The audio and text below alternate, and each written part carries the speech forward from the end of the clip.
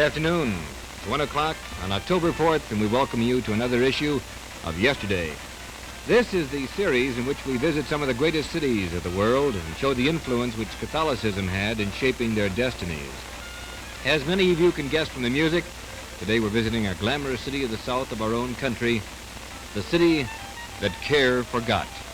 Its more familiar title is New Orleans. And beside me is another regular member of our panel, Jack Spatafora. Today, his almanac will open to the chapter marked Mardi Gras. New Orleans offers quite a contrast from the London we visited last week, Jack. It certainly does. A lot of differences, but there's one thing that's the same, Ed. It rains about every other day in both places. Right. Both cities are wet most of the time, and they also are both great seaports, located on the banks of famous rivers.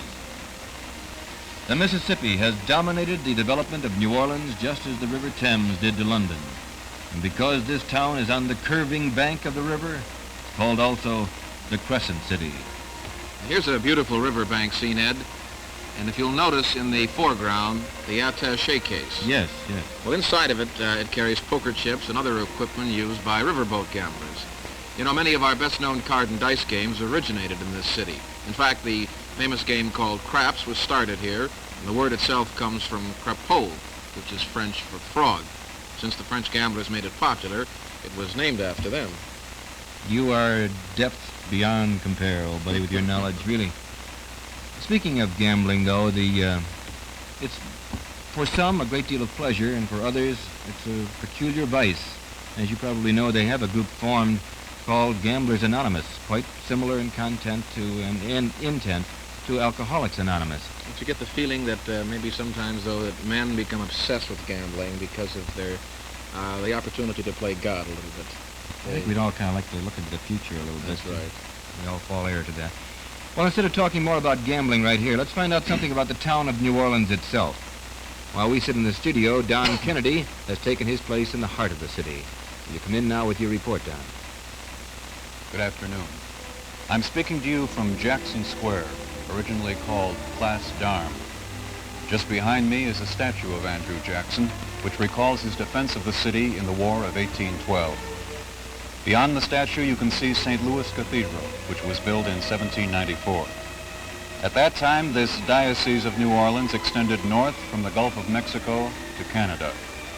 The neighborhood for about a square mile around the cathedral is called the Vieux Carré, or Old Square. Many of the buildings of this area were built in the early French and Spanish colonial times. The Spaniards took the land away from the French in 1763, and so you'll find that much of the architecture in the Old Square is Spanish. This represents the building programs of the first Spanish governor, Count Alexander O'Reilly. Count Alexander O'Reilly, a Spaniard, you're putting me on. No, he's serious, Ed. You know, in the 18th century, if you were an Irish Catholic and you lived in the British Isles, chances for any kind of political or military advancement were almost impossible. So a lot of the Irish moved to the continent, and this is where they took up careers. For example, the commander-in-chief of the armies of Russia at one time was a General Patrick Gordon. And during the 19th century, a man named O'Donnell was Prime Minister of Spain, and President of France at one time was a Patrick McMahon. Now, they don't get any more Irish than that. No, they don't. I guess that shows the Celtic talent will out for politics somewhere down the line. Don, is there anything else in the Vieux Carré that you can show us? On either side of the Jackson Monument are two huge red apartment buildings which were built by one of the most colorful women in New Orleans and named for her. She was Baroness Michaela Fontalba, who built these buildings in 1850. In the cast iron grill work around the porches, you will find the letters A.P. They stand for her maiden name, Almonester, and the name given her in marriage. Today, they are the most highly desired real estate in New Orleans. Don, besides these living quarters, aren't there some municipal buildings on this square? I seem to recall twin buildings located on either side of the old cathedral. Can you tell us anything of these? Our camera now shows one of these buildings. It is the Cabildo, which is something like a city hall. On the other side of the cathedral is an identical building called the Presbytere. This was originally the home for the cathedral priests, and later on it housed the law courts. Today both buildings are museums. Perhaps the most interesting exhibit is found in the second floor of the Cabildo. It is the death mask of Napoleon. It is appropriate that this symbol of the French leader rests here because, had he lived longer, he might have lived here. A few years after the Battle of New Orleans, a Creole pirate named Dominic Yu bought a schooner reputed to be the fastest ship in the world, with funds raised by the mayor of New Orleans. The pirates planned to land on St. Helena and forcibly remove the royal prisoner to New Orleans. A house on Chartres Street was set aside for the emperor. But 3 days before the boat was to sail for St. Helena, the emperor died. Later on, his personal physician brought the mask to the Cabildo so that he enjoys this city in death rather than in life. And now back to Ed Grennan. Well, now that's a story of this town that I'd never heard before. Well, while we're talking about the dead, we might mention something about the cemeteries here in New Orleans, Ed. Not that it's depressing particularly, but it's rather unique because up until recently, because of the high water table, they never had any burials below ground. Now, in this next picture we're going to see, we'll see one of New Orleans' oldest cemeteries. It's called St. Louis No. 2. This is a cemetery, huh? You got to be kidding. What's that band doing there? Well, I know it kind of shocks you at first, but using brass bands at funerals is an old New Orleans custom. And we're looking at one of the most famous of them, too, Joseph Clark's Eureka Brass Band. And here's the actual sound that they make when they march through the streets of New Orleans. First, on the way to the cemetery, they play something slow and mournful. In this case, Just a Closer Walk with Thee.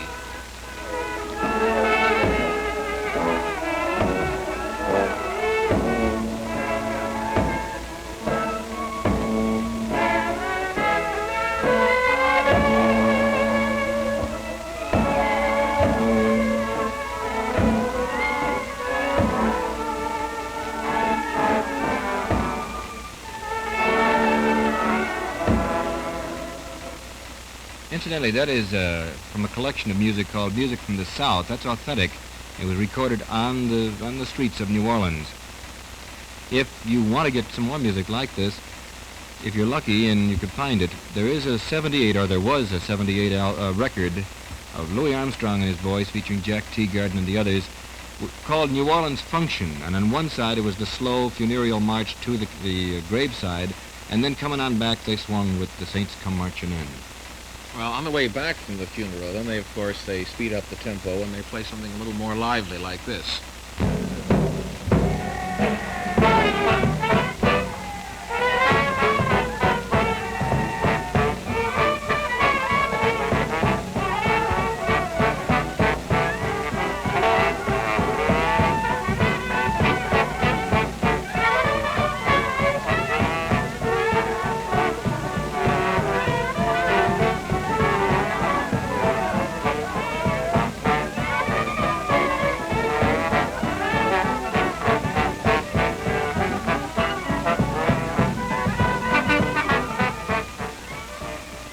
Fella says having a brass band at your funeral, that's really living.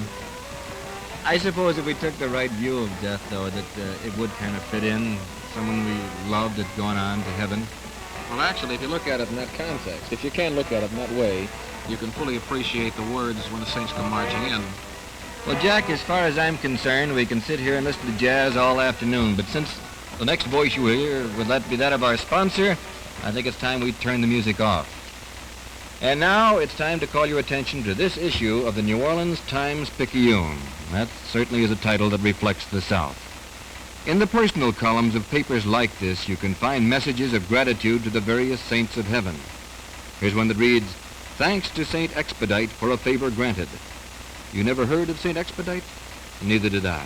So let's turn now to our sponsor and ask him to clear it all up for us. Never heard of Saint Expedite, Ed? That's not surprising, for there never was a Saint Expedite. You see, in the early days of New Orleans, when shipments of religious statues arrived from Europe, the packing cases were marked with the words fragile and expedite. And the simple colonians who unloaded the ships assumed that these statues were those of two new saints of those names. They offered prayers in their honor. And even today, perhaps there are some people around here who still pray to Saint Expedite. Certainly we know that for many years there were many parts of mankind honored a non-existent Saint Philomena. And we ask, are all of those prayers in vain? Let me make one thing clear. Never in the history of all man has one of us ever raised his voice to honor the Supreme Being, even indirectly, and then found that his prayer was ever wasted. For all prayer ultimately is directed to God, and all prayer ultimately is heard by God. Our language may be imperfect, our grammar may be incorrect, the images and analogies we use may be false, but God does smile upon any and every effort of human beings to pray to him, or even merely to admit his existence. No man should ever think that his prayers are in vain because he prays poorly. Because God is a good God, he then listens to all of our stumbling sentences. Whether or not there ever was a Saint Expedite is unimportant. The important thing is that a man once tried to communicate with God by any means at hand. A man may speak poorly to God, but he tries. And God rewards our efforts, not our success. And now back to Ed. We have moved over to this area here, our New Orleans, at the request of Bonnie Remsberg, and if she'd come in now and explain why she's disrupted the normal format of the program. Bonjour, Jacques. This is Oh, too much. yeah. Oh, swell. When in New Orleans, you do as the Mardi Gras does, so I got dressed up, and I'm going to wait for somebody to invite me to a Mardi Gras ball. Well, from past experience, I've learned never to question the dress of a woman here, but aren't you kind of crowding a good thing with when you combine the purple and the green and the gold, and that mask makes you look like the Lone Ranger's daughter? Well, I'll tell you, talking about masks, if you want to get into any of the balls, you're going to have to remember you can't wear a mask because only the male members of the crews who are sponsoring that particular ball can wear them. The gals can only wear them out in the streets, I'm afraid. Okay, well, I'll wear mine out in the street. And for your information, Mr. Grennan, this garish compendium of colors represents the Mardi Garish Gras compendium colors. of I colors. think Too it's much? charming. Yeah, I'm not going to argue when anybody can speak like that. Well, anyway, it's a nice-looking thing you have there, I'm sure. Now, why'd you wear it? Well, because I wanted to explain about the Mardi Gras. As most of our viewers probably already know, the word Mardi Gras literally translated means Fat Tuesday. And this represents the fact that the last day of the Mardi Gras is the last day on which you can freely eat meat because the next day is the beginning of Lent. That's right. Wednesday. That's right. That's an old custom of a lot of Latin cities. I mean, cities along the Riviera, Venice, Rio, Mexico City, and of course down in New Orleans. Here in New Orleans, the Mardi Gras is the time when debutantes make their debuts. The season of parties begins here on Little Christmas, which is January 6th, and extends all the way through until the day of the Mardi Gras. The most exclusive social clubs, which give debutante balls, also stage the parades during the last week before Lent. Let me show you the program from one of last year's most important balls. This reads, "The Grand Ball of Rex, King of Carnival, in the 93rd year of his reign." Well, now I think you're stepping on Jack's lines. Today he's prepared his almanac on the Mardi Gras. All right. So, now we open the good book and Jack's almanac. Well, thank you, sir. Mardi Gras in New Orleans is mad and wonderful. It's the greatest free show on earth, actually. The music that you hear here has been the theme song of the crew of Rex since 1872. It's called If Ever I Cease to Love, and it's the most identifiable music of the week-long celebration. During Mardi Gras, the hotels are filled to overflowing. People sleep on cots and in corridors and in fire stations, park benches, and bars, anywhere they can find room. Most people come for the parades. There's one for every night of the week which precedes the opening of Lent. While the parades go on, the song goes on too. May sheepheads grow on apple trees if ever I cease to love. May the fish get legs and cows lay eggs if ever I cease to love. In 1872, the Grand Duke Alexis of Russia came to the Mardi Gras, and his attendants brought forth the most famous verse of the theme song. It reads, "May the Grand Duke Alexis ride a buffalo in Texas if ever I cease to love." There are about 20 carnival floats seen in each parade, and from the costume celebrators throw down the favors to the thousands that line Canal Street to watch them. And all the time the song continues. May all dogs wag their tails in front if ever I cease to love. May the moon be turned to green cream cheese if ever I cease to love. We were fortunate enough to see the private ball of the crew of Rex. The king receives his queen at his throne, and there is a tableau and a grand march, at which time they circle the hall. Then they dance with their court while the band plays the carnival song again. At midnight, Rex and his queen leave their ballrooms and go to another hall, the auditorium, where Comus, the oldest of carnival kings, presides over the dancing of his followers. King Comus drinks to their health from a golden goblet, and Rex waves his jeweled scepter in return. Then the monarchs withdraw, and the two courts dance together. And this is the official end of Mardi Gras. Yet it's not really all over, because afterwards both queens have breakfast for their kings. And then they take off their crowns and they go to Mass, and now it's Ash Wednesday. It's really only when the priest puts ashes on their foreheads and says the words, "Dust thou art, and unto dust thou wilt return," that Mardi Gras is finished for another year. Well, that's quite a story, but one thing puzzles me. Where do the kings get their followers? Do they hire them for the day or what? Well, no, actually the followers come from the crews, and the crews are made up of anywhere from 100 to 300 men. And these crews and their followers and families constitute the court. And to get an invitation to one of these affairs is probably the most valued item in New Orleans society. There's something else that's distinctively New Orleans that I'd like you to partake of, and that's New Orleans coffee. This may come as something of a shock to you, but taste it anyway. All right. I'd like a candid opinion. You'll get a candid opinion, all right? Never mind, I can tell. Oh, that's pretty bad. Oh, listen, is there a car wandering around with a dry battery anywhere? Well, that's a Creole delicacy. They explain it this way. Noir comme le diable, fort comme la mort. Oh, really? Du comme l'amour, chaud comme l'enfer. Which, in case you don't understand French, or No. even if you do understand French and don't understand my French, that means black as the devil, strong as love, strong as death, sweet as love, and hot as Yes, you friends. can figure out. Yes. So, Creole coffee is made up of an extra fine grind of a very dark roast, and it has up to 20% of chicory added. That's what makes it And other so things. bad. That's what makes it a Creole delicacy. Let me add something else to your knowledge here. Besides the so-called coffee, New Orleans came up, and it's the birthplace of the cocktail. And while I don't drink, I would prefer a cocktail, I think, to whatever that is there. Well, Ed, if it's really too strong for you, a lot of native New Orleans ice drink it half coffee and half milk. Anything to kill French the way. taste, you know? Listen, about that word Creole, is there any kind of a Negro flavor to that word at all? No, actually, Ed, I think the language and the cuisine of the Negro is, they use the African word gumbo. Creole comes from the original Spanish and French settlers down here. Well, another word has me confused, and that's the word Cajun. Where does that come in?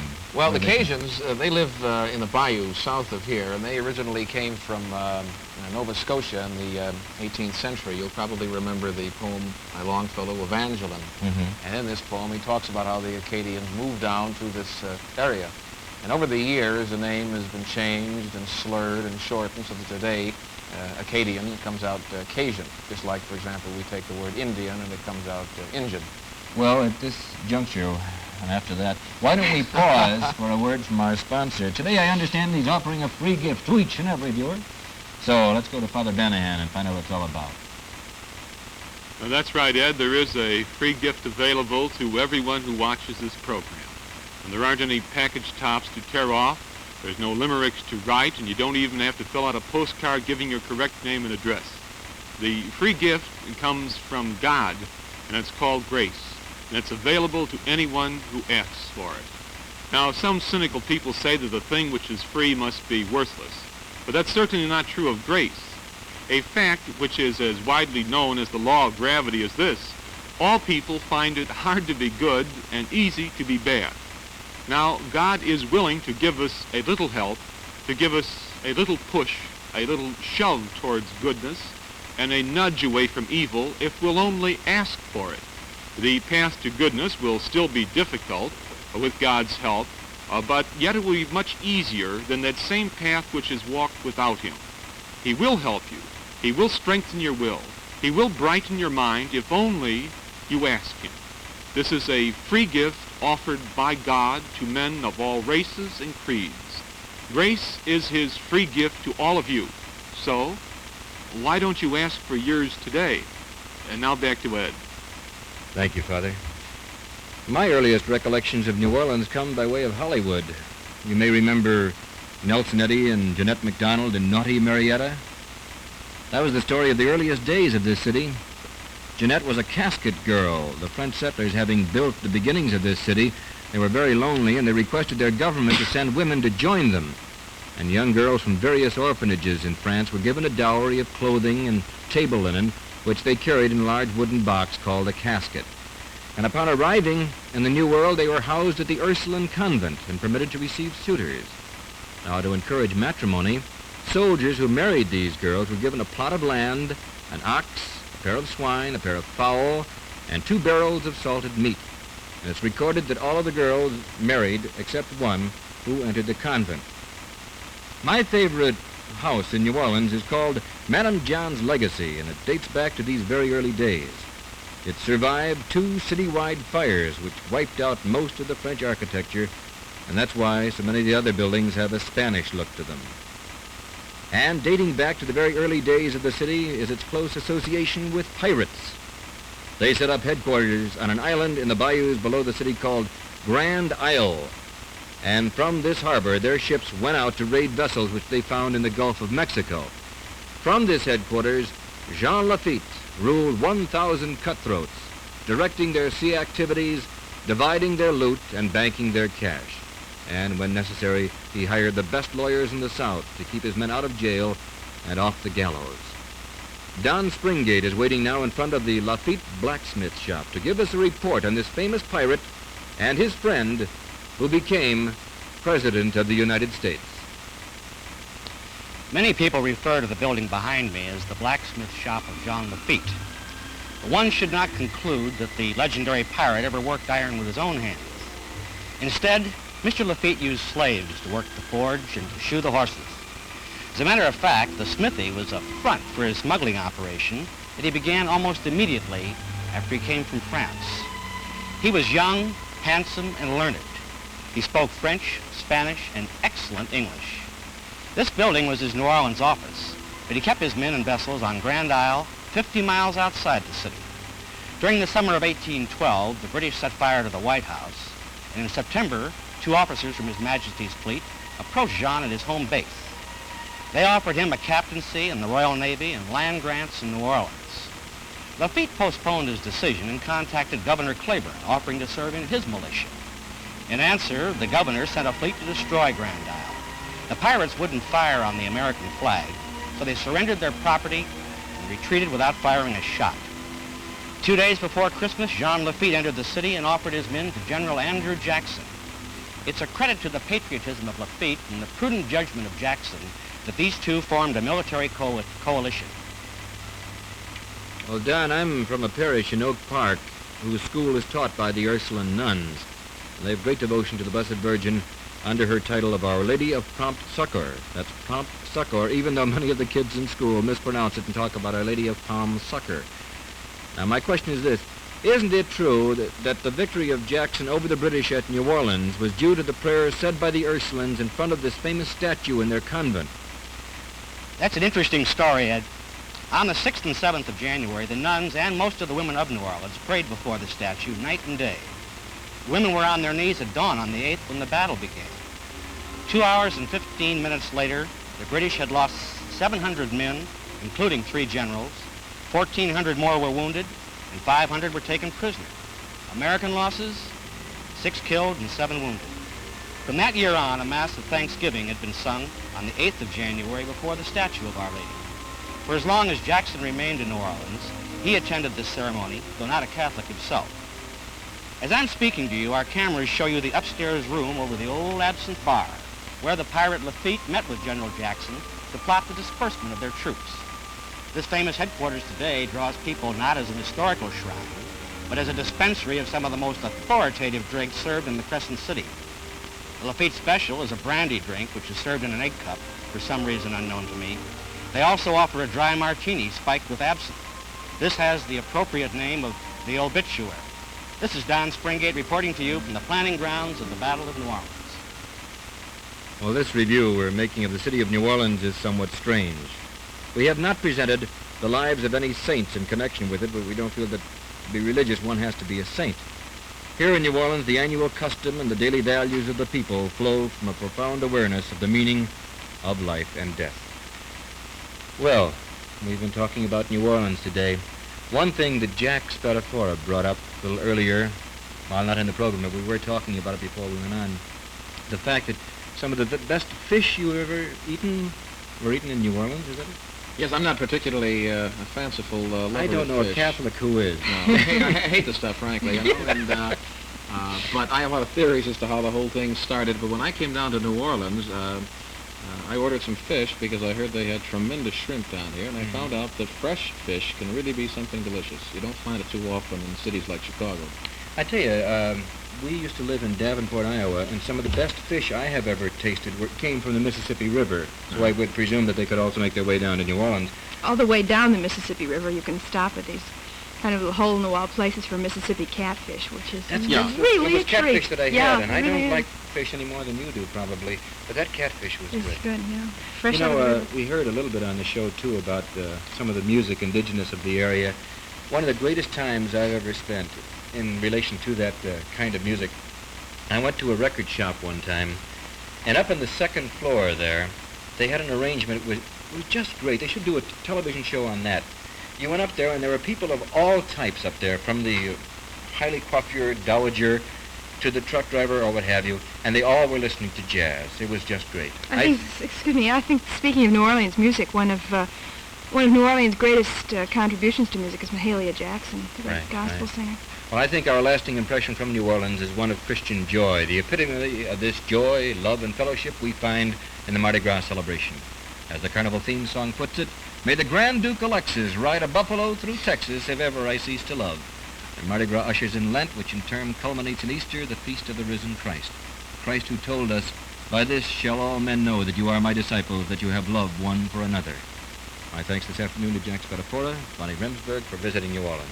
We're grateful also to our writers, Father John Banahan and Jack Ryan. We hope you'll be with us next Sunday at the same time when yesterday will go south of the border to Mexico City. Till then, good afternoon.